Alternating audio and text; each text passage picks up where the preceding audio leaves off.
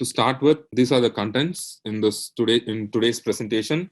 So I'll be going through construction overview, classification of construction, and major departments in any construction. What is the basic technology which is currently used, and what is that is being expected from young engineers, and what are the skills required or skills to be upgraded before joining any construction company, or some examples of project management with Primavera, and finally the conclusion of project management. Construction overview. As an industrial sector, construction accounts more than 10% of global GDP, and in any developed countries, they're spending more than 6 to 9% of GDP in any country. And it employs around 7% of global workforce, which is more than 273 million people directly involved in construction industry itself. If you consider India as a whole, India is invested 30 million people and create assets more than 200 billion Indian rupees, which is more than 5% of India's GDP. So the output of global construction industry was worth 10.8 trillion in 2017, and current status it has crossed more than 13 trillion. So you can understand the impact and the volume importance given globally in construction industry, and the amount of employability available in construction industry focused on is it not only build of construction, it includes demolition, renovation, maintenance, and repair of buildings and infrastructure. It covers a wide range of service from planning and surveying to structural construction to finish any service and handing over to client. The section is classified into three mainly, that is buildings, infrastructure, industrial. So buildings are residential and non-residential. Infrastructure mainly composed of heavy civil engineering, which includes public works, dams, bridges, highways, railways, wastewaters, and utility distribution. Industrial construction are mainly offshore construction, mining, quarry, refinery, chemical process, and power generation, mills, manufacturing plants, etc. So these are the main classification of construction. In this, the construction industry is mainly divided into three classifications. If you go into buildings, there are projects. So I just want to know, like, what is your understanding of projects? Okay, so there are like a couple of answers here. So one is like it's a task to be carried out on a particular time, or another one is like set of new operations. Then another one is like completion of a structure or a building. So everything is right. I'll just put it in a other way. So project is a temporary endeavor undertaken to create unique product or service. I think someone has answered it rightly. So it is a temporary endeavor. So once you hand over your project and given it to client, the project ends. Then the operational period starts. So it is a temporary endeavor taken to create a unique product or a service. So service might be any interior works or any plumbing service or any other service. So product, any building is a product. So final output of construction and handing over it to a client, it is a temporary endeavor. And there is something called PMBOK. And according to them, all this criteria, which is bullet pointed, consists of a project. So it is a one-time entity which is limited with time and fund. If you consider any project, there will be a time constraint as well as cost constraint. So time and cost will be defined by any client. If you're constructing any house, you will be giving it to a subcontractor. You will be telling it to them, like, I wanted my project to complete in 3 months or 6 months according to your building size and the fund which you're going to allocate to them. And specific resource has been utilized in any project performed by single person or a multiple team. For example, single person means, like, if you're doing any IT related projects, it might be a team of a single person, or it is a multiple team or multiple group of people who are delivering the project, and it is planned and controlled manner. So there will be always a plan in hand, and it will be always controlled, making sure, and it is set of specific deliverables. For example, if you are constructing any house, the deliverable in that case is a house. If you are delivering any power station, the deliverable will be the power station, and it will be to any private clients. So this is what is defined as a project as per PMBOK. There is a project management institute. They have defined this, and it is published in 2003. So now presentation, like, what is a project management? I wanted to know like what is your understanding about project. So now we came across like project, how you manage it. So I wanted you people to put in your words and tell me like what is your understanding about project management. So one answer is planning, and the another one is like, okay, it's an overview of task and estimated time to complete with cost. Project consists of activity carrying out in time. Project management is a way a person organizes and manages resources that are necessary to complete the project. People that manage project are known as project managers. A project is a piece of work that is not a process or an operation. It has a start, an end, and a close. The definition of project goes like this. Project management goes like this. If you want to manage any project, guy who manages the project is project manager. He has a definite start, end, and a goal, meaning he has to complete on time, within budget, with specific cost, with specific quality and safety. These are the main goals which has a specific start and end date. So what are the values of project management is it allows for excellent organization and tracking. It has a better control and use of resources, conflict of interrelated tasks, allows measurement of outcome versus plan, early identification of problem and quick correction. So why do we need a project manager? Is because it is an excellent organization and he can track the project, and any given point of time he'll be in a position, give a foresight, seeing whether the project is on track or off track. If it is off track, he has responsibility to take any step or any decision to make it not derail the project, to bring it to control within cost and time, and he has to deliver. So there are many steps or many softwares and many skills and statistics which is required for a project manager to handle any critical situation, and he has to solve the problems quickly, correctly, and he has to bring back to normal. This is the value of a project manager, and the skill which he is having should be is called as project management. In this webinar we'll be concentrating more of scope, time, cost, risks, and integration. Any project consists of three main qualities, that are time, cost, and quality. This three forms an equilateral triangle. If any one constraint is disturbed, then other two will also get disturbed. For example, if time is extended, any project is to be completed by 6 months. If it takes 9 or 10 months, then obviously time is getting elapsed and cost is also getting elapsed. If a quality of any output is not proper or equal to what the client is expecting, then obviously the time taking for rework more, and cost is also incurred in that. So this is a equilateral triangle.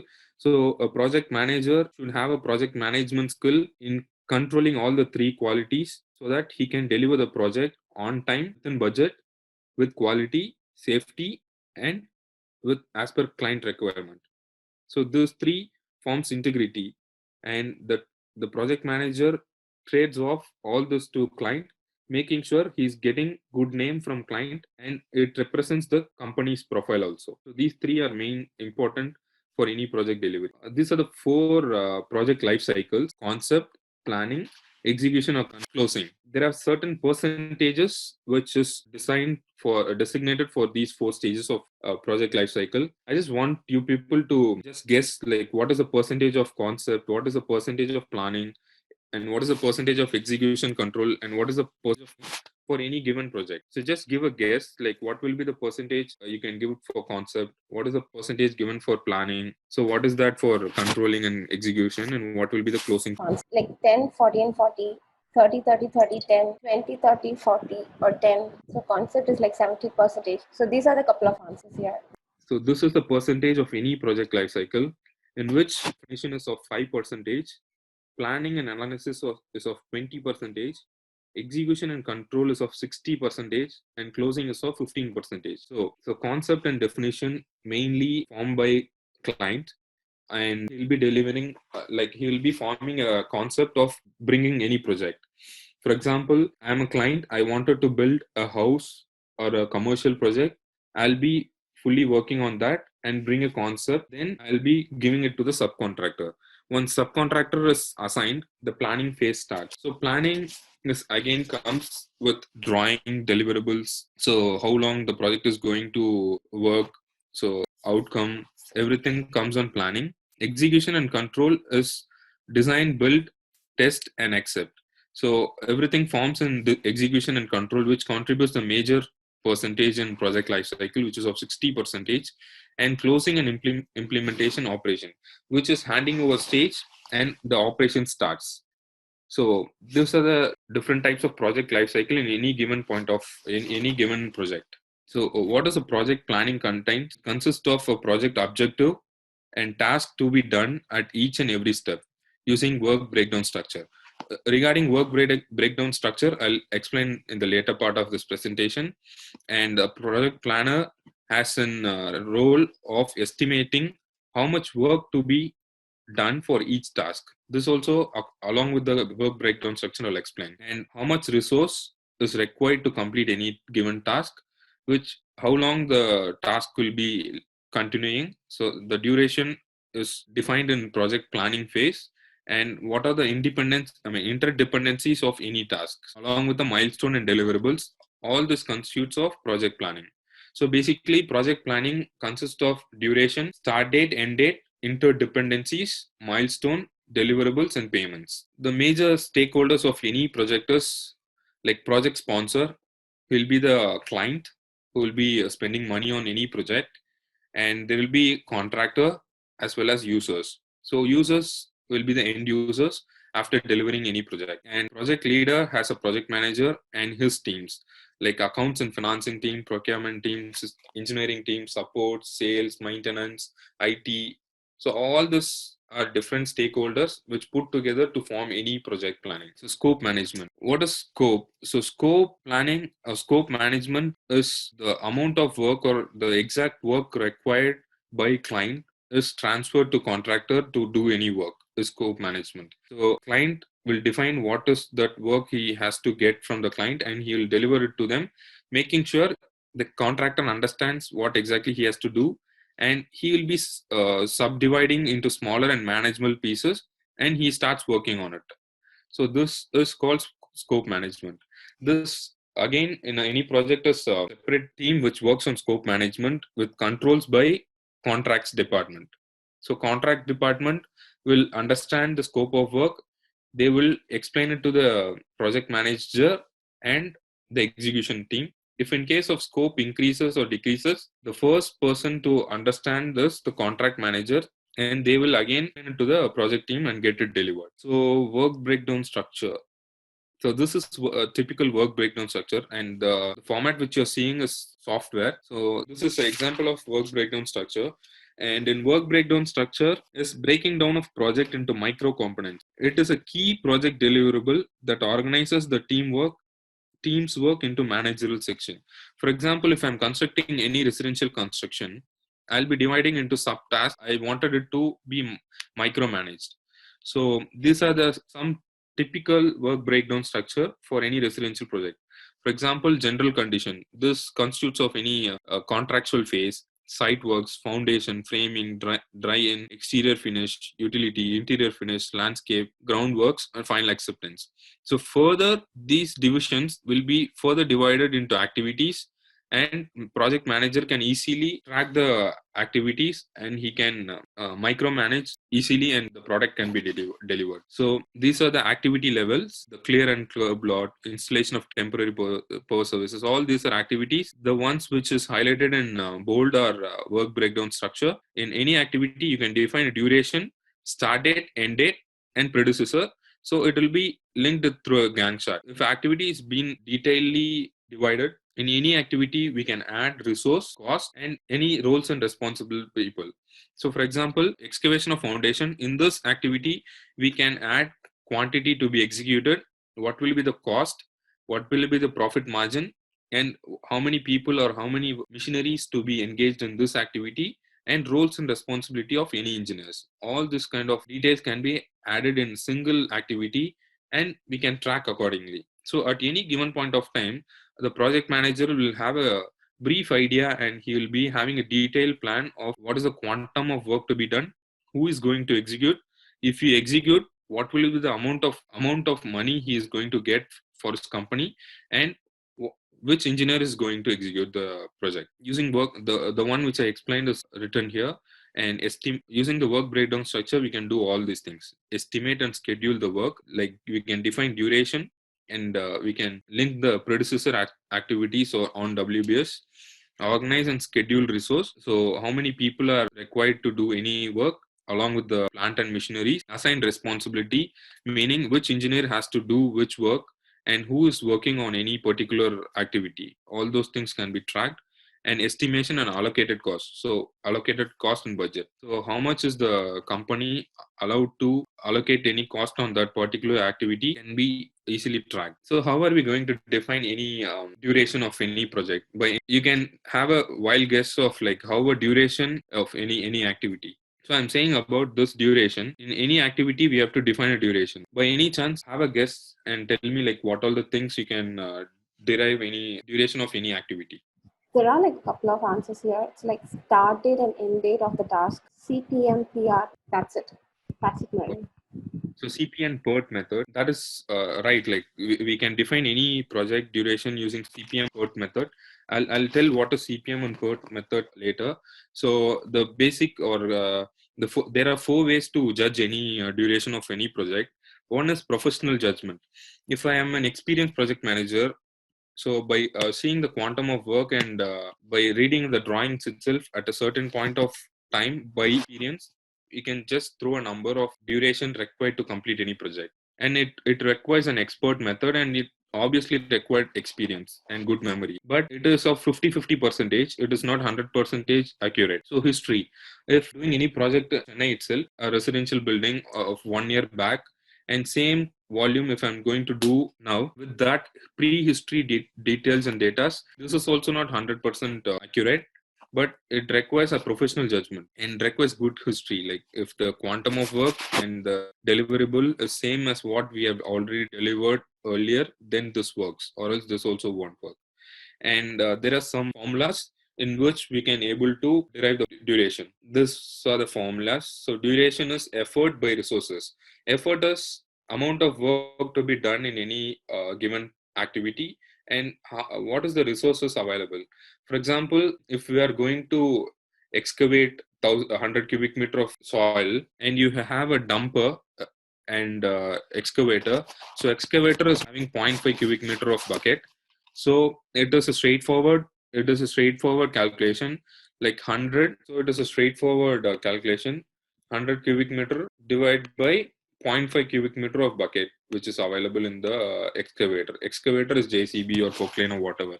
So if we calculate this will be the duration required with one excavator. If you have 2 or 3 excavators, multiple by number of excavators available and amount of hours it is going to work per day. So if you have one excavator with a 0.5 cubic meter and it works for 8 times, so it is going to be one excavator into 8 hours into 0.5 cubic meter, which is to be divided by 100 cubic meter. This is the effort. Effort is the scope. So this will define your duration. So what are the things required or can be put in Gantt chart?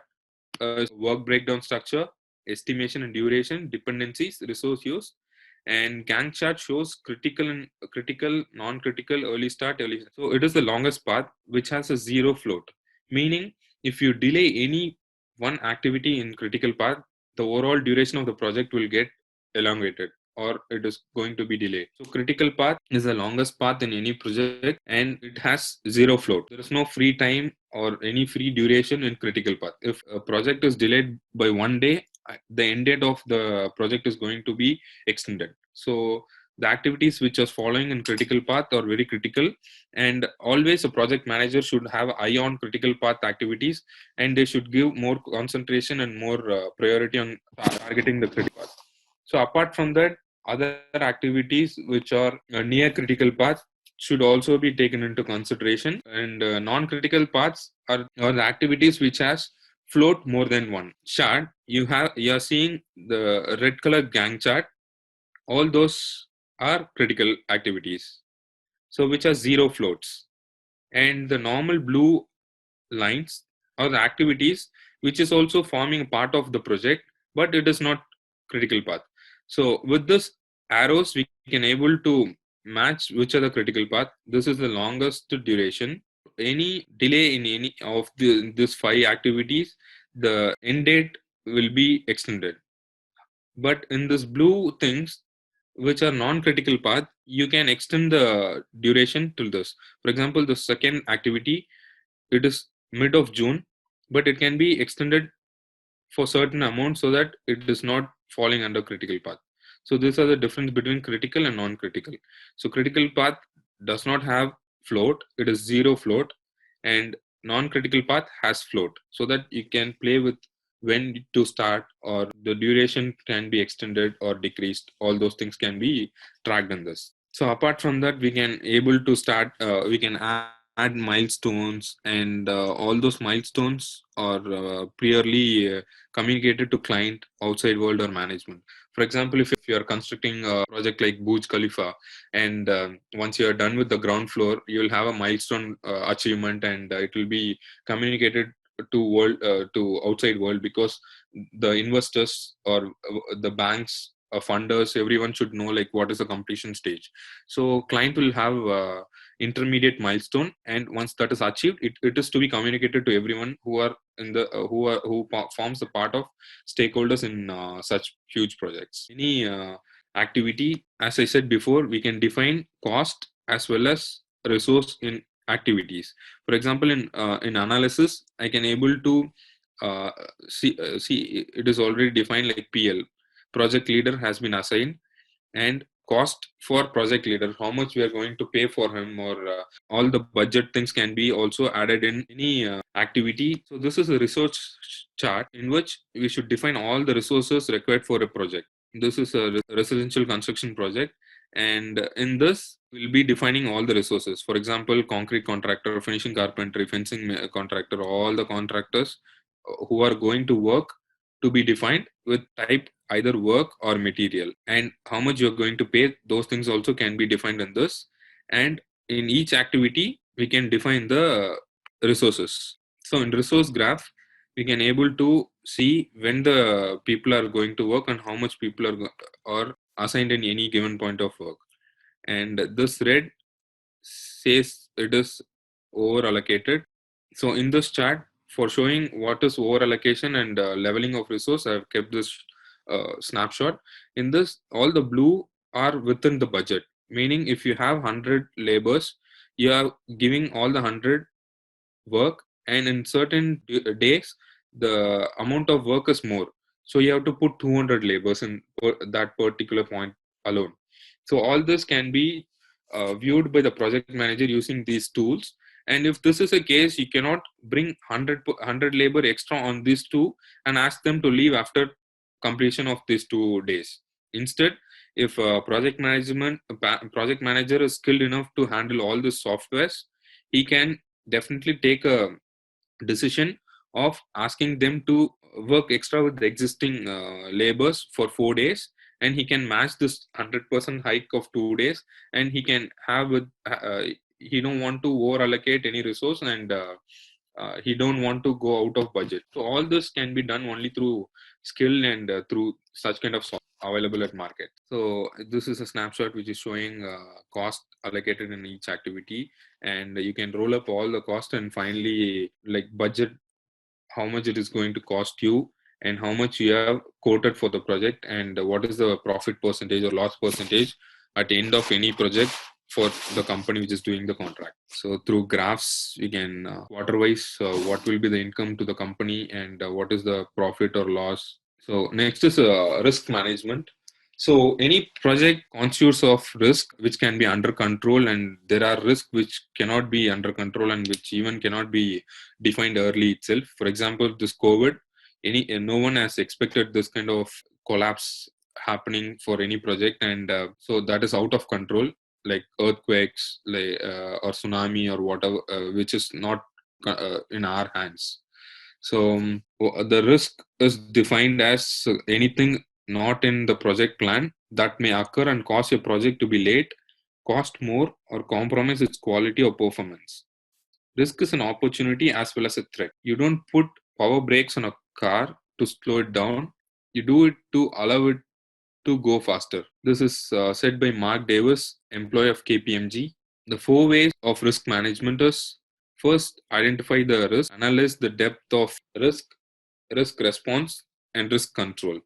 So, how do you identify any risk is anticipate the risk, and you should have an experience to understand like what are the types of risk, or what are the risks can occur in any project, and list down all the risk and when it can trigger and what are the symptoms of risk.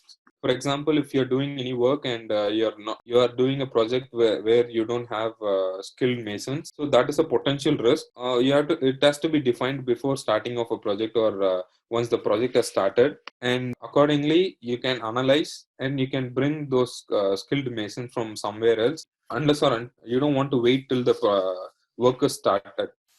So before itself, you can identify the risk and analyze, and you can quickly take a response, and you can control it by bringing it from the place where you can easily get the skilled labors. This is one example which I'm quoted. And how do you identify a risk is not it is not only responsible of project manager.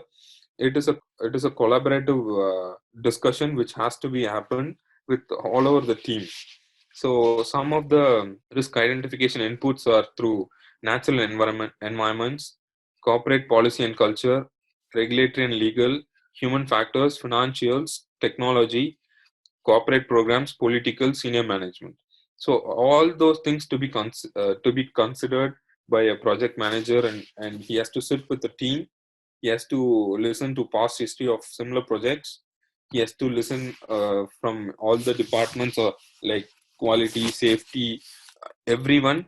He has to just jot down all the points of potential risk, identify the amount of impact it can occur to the project, and he should take a decision to minimize the risk, and he should conclude the problem. By this way, he'll be in a position to hand over the project on time to client. So there are probability and impact ranking through which you can define any risk. For example, in this, the y-axis is of impact, which is high, medium, low, and probability of occurrence is low, medium, high. So if any project in which the probability of occurrence is low and impact is high, it falls in a yellow region. So it can be easily mitigated. So if a impact is high and probability is also high, you have to immediately take responsibility, and there are chances of project delay and cost overrun. It has to be immediately informed to the project team and the top management, and to take any potential decisions. And or the final thing which we can able to do is to intimate it to client. For example, COVID, which is current high, it is on high risk. So no, which is not in anyone's hand, so it has to be informed to client. And instead of delaying the project, it is better to have all the documents prepared, give it to client, and try to get the project and cost extension for the project, instead of making it in a high risk management in this course. Finally, we have come to like conclusion of this project management course. Project management, why do we need project management, is primary tool for executing the business plan, installing the business process, and achieving the strategic ambitions of entrepreneurship. Project management helps to detail the work will be accomplished, who will be involved in the completing the task, and when the task should start and finish. Typically, the project progress is a step or incremental stages. However, other approach of rapid interactive project management are also widely used. So it has a specific set of tools in which it has to be timely communicated to team, which includes task diaries, WBS, work breakdown structure, and Gantt charts. Project fail for many reasons. It is management's responsibility to determine whether the inherited risks in the project can be accepted and the project can be launched, or whether the project can be delayed. So this is the basic idea and ideology of project management, and I have tried to explain it through a software which is currently available in the market, and the tools which can be used to identify any potential risks which are to be mastered by any project manager, so that he can define any risk, and he can identify it, analyze it, and he can bring a solution so that the project is delivered on time.